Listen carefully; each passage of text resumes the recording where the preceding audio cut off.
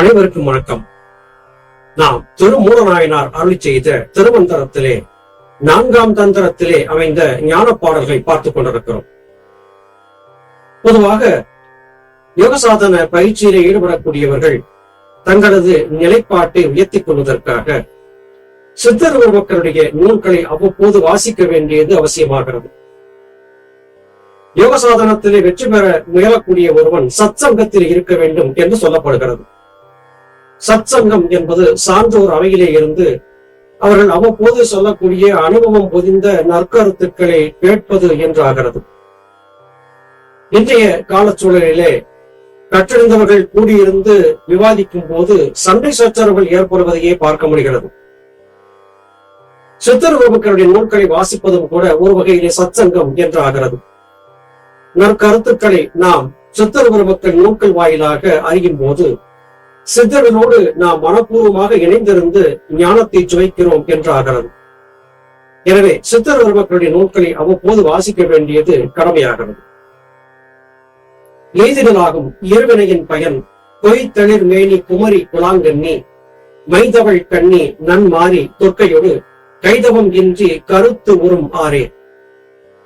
இருவினையின் காரணமாகவே பிறப்பு என்பது ஏற்பட்டிருக்கிறது.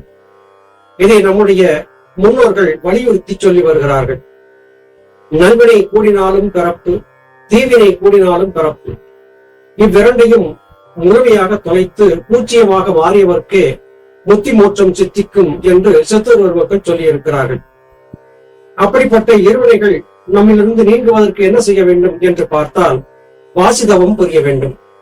அந்த வாசிதவம் புரிவதற்கு நமக்கு ஒரு ஊன்றுகோல், ஒரு வழிகாட்டி தேவையாகிறது. அந்த ஊன்றுகோலும் வழிகாட்டியுமாக இருப்பது ஜீவசக்தியாகிய வாயுவே. அந்த ஜீவசக்தியாகிய வாயுவை அன்னை பராசக்தி என்று வர்ணிப்பது சித்தர்களுடைய வழக்கம்.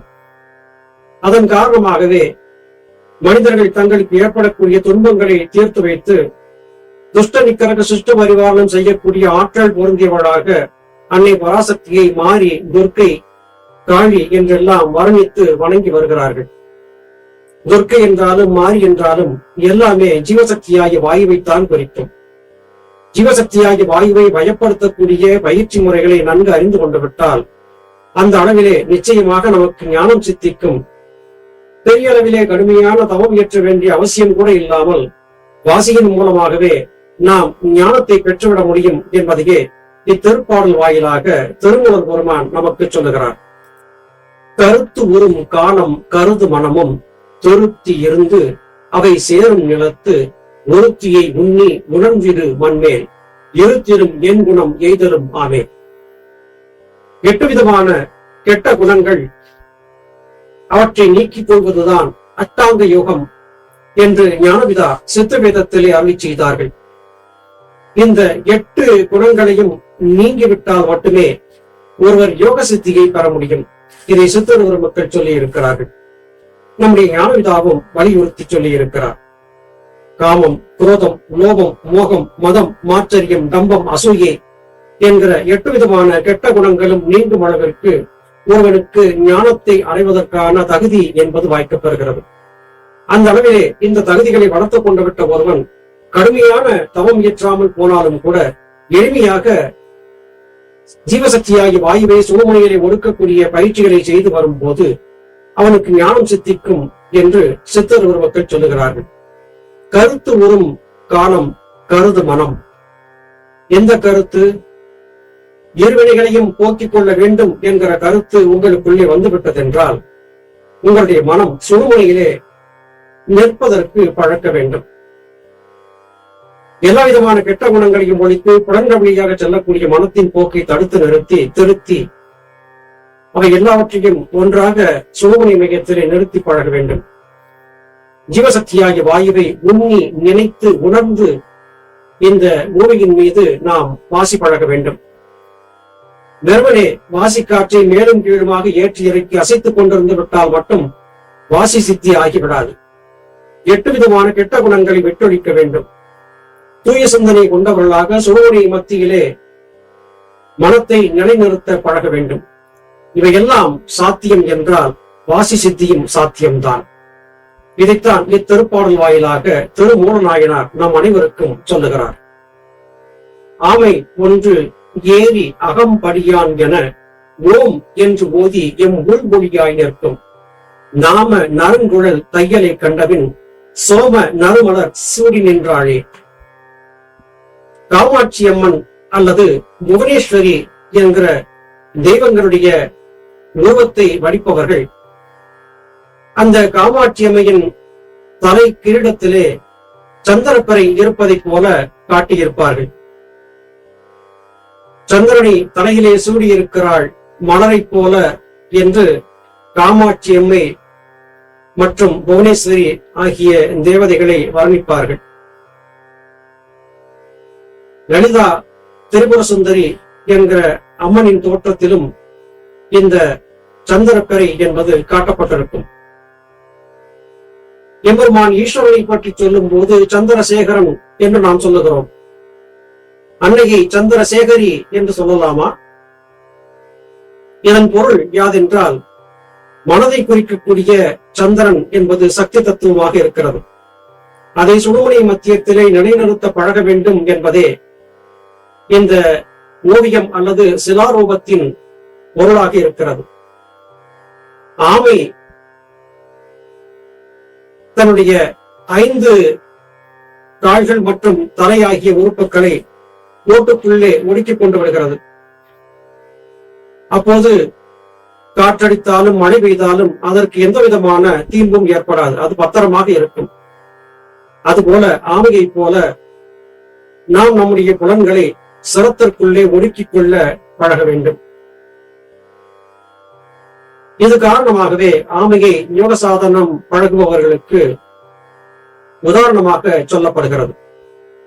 அகம் உள்ளே 5 புலன்களையும் ஒடுக்கிக் கொள்வது, அது ஆமை தன் உடல் உறுப்புகளை ஒடுக்கிக் கொள்வதற்கு சமமானது.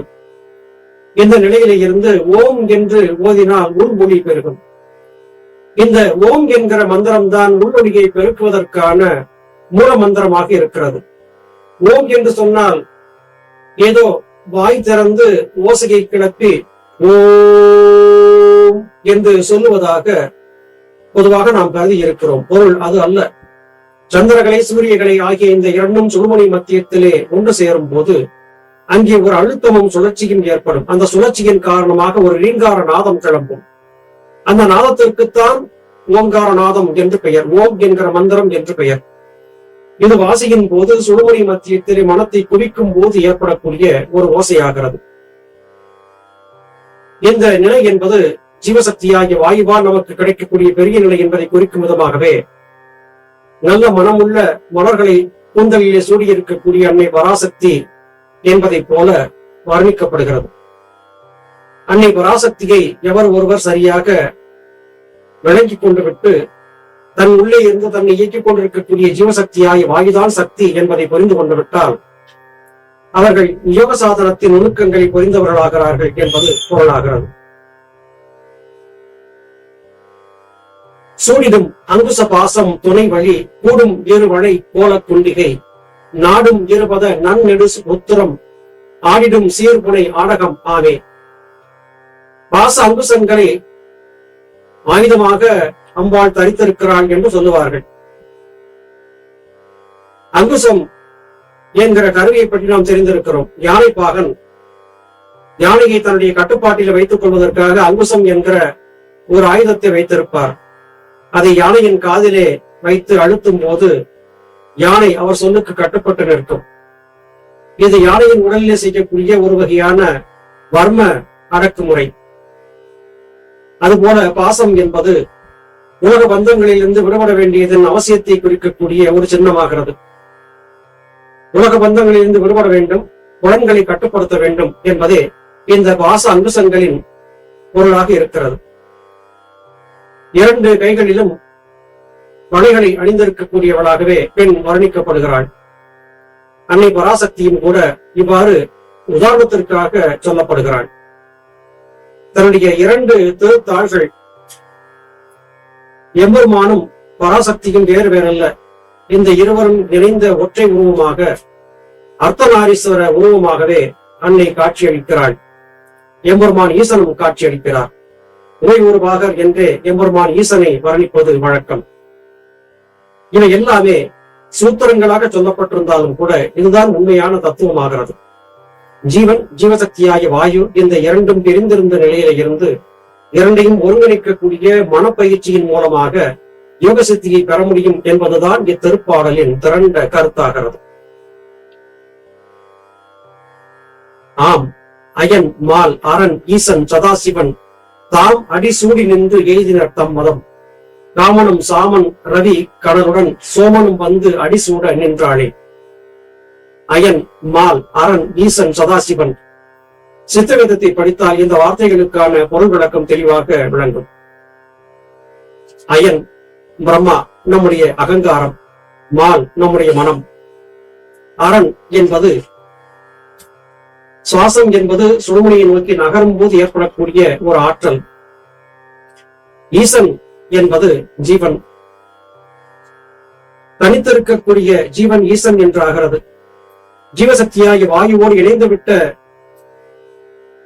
அந்த சிவ தத்துவம் என்பது சதாசிவ தத்துவம் என்று ஆகிறது.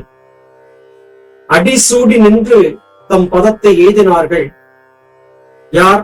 அயன், மால், அரண், ஈசன், சதாசிவன் இவர்கள் எல்லாம் பராபரமாக தங்களை உயர்த்திக் கொள்வதற்கு சந்திரகளை சூரியகளையே சரியாக பயன்படுத்த பழகி அதன் மூலமாக தங்களை உயர்த்திக் கொண்டார்கள் என்று திருமூலர் குறிப்பிடுகிறார். ரவி, சோமன், சூரியன், சந்திரன் இந்த இருவரும் இரண்டு கலைகளாக உடலிலே பரவிக் கொண்டிருக்க இந்த இரண்டு தத்துவங்களை விளங்கிக் கொண்டு விட்டால் யோக சித்தி என்பது பொருளாகிறது. ஒரு கருத்துத்தான் வேறு வேறு பாடல் வாயிலாக திரும்ப திரும்ப சொல்லப்படுகிறது. இதன் பொருள் யாதென்றால் பாராயணம் செய்தல், மனப்பாடம் செய்தல். ஒருமுறை ஒரு விடயத்தை கேட்ட மாத்திரத்திலேயே உள்வாங்கிக் கொண்டு மனனம் செய்துவிடக்கூடியவர்கள் இருக்கிறார்கள். பலமுறை படித்தும் கூட அது மனனமாகாமல் தவிப்பவர்கள் இருக்கிறார்கள். தேர்வு கூடத்திற்கு செல்லக்கூடிய மாணவன் ஏற்கனவே பலமுறை படித்து எழுதி பார்த்தும் கூட தேர்விலே உட்கார்ந்து வினாவுக்கான விடையை எழுத முற்படும் போது படித்தவை மறந்துவிட்டன என்று சொல்லுவதை கேள்விப்பட்டிருக்கிறோம். அதுபோல சாதாரண படிப்புக்கே மறதி என்பது ஏற்படும் போது ஞான படிப்புக்கு மறதி என்பது ஏற்படுவது சகஜம்தான். அந்த மறதி வந்துவிடக் கூடாது என்பதற்காகவே திரும்ப திரும்ப தங்கள் பாடல் மூலமாக சித்தர் மக்கள் நினைவூட்டிக் கொண்டே இருக்கிறார்கள் என்பதுதான் பொருளாகிறது. மீண்டும் அடுத்த பதிவிலே உங்களை சந்திக்கிறேன். அதுவரையிலும் நன்றி, வணக்கம்.